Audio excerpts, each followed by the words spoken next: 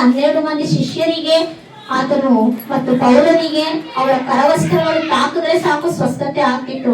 But ಈಗ ವಿಶ್ವಾಸದಿಂದ ಸ್ವಸ್ಥತೆ ಆಗತ್ತೆ.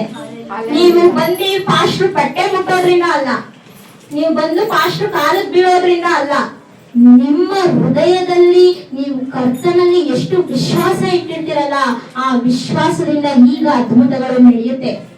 ಯೇಸು ಸ್ವಾಮಿ ಹೇಳ್ತಾನೆ, your faith has made you well, go in piece.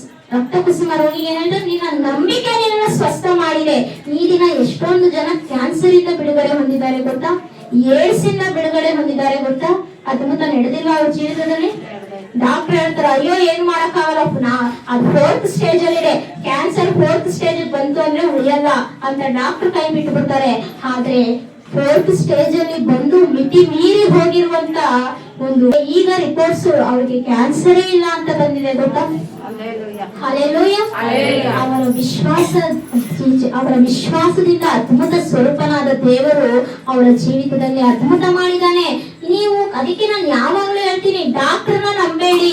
ಈ ಆಸ್ಪತ್ರೆಗೆ ಹೋದ್ರೆ ನನಗೆ ಬಿಡುಗಡೆ ಸಿಗುತ್ತೇನೋ, ಈ ಡಾಕ್ಟರ್ನ ಸಂಪರ್ಕಿಸಿದ್ರೆ ನನಗೆ ರೋಗ ಹೋಗುತ್ತೇನೋ, ಈ ನೋವು ಹೋಗುತ್ತೇನೋ, ಈ ಬಾಧೆ ಹೋಗುತ್ತೇನೋ ಅಂತೇಳಿ ಎಲ್ಲಿವರೆಗೂ ಬರೀ ಹಾಸ್ಪಿಟ್ಲಿಂದ ತಿರುಗ್ತಾ ಇರ್ತೀರೋ, ಎಲ್ಲಿವರೆಗೂ ಬರೀ ಡಾಕ್ಟರ್ ಇಂದ ತಿರುಗ್ತಾ ಇರ್ತೀರೋ, ಅಲ್ಲಿವರೆಗೂ ನೀವು ತಿರುಗ್ತಾನೆ ಇರ್ತೀರ, ಬಿಡುಗಡೆನೇ ಇಲ್ಲ.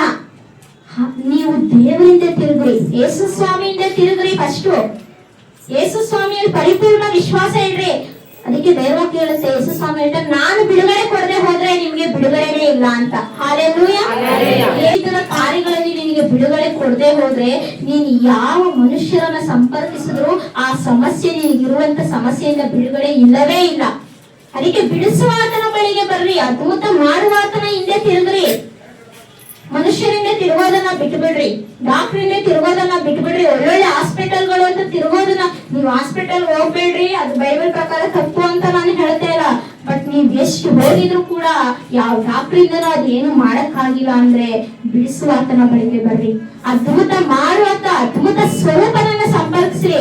ಅದು ನಿಮ್ಮನ್ನ ಬಿಟ್ಟು ಹೋಗಿಲ್ಲ ಅಂದ್ರೆ ಕೇಳಿ, ವಿಶ್ವಾಸದಲ್ಲಿ ಜೀವಿಸ್ರಿ, ಭಕ್ತಿಯಲ್ಲಿ ಜೀವಿಸ್ರಿ. ಅದ್ಭುತ ಸ್ವರೂಪನಾದ ದೇವರು ನಿಮ್ಮ ಜೀವಿತದಲ್ಲಿ ಅದ್ಭುತವನ್ನ ಮಾಡ್ತಾನೆ.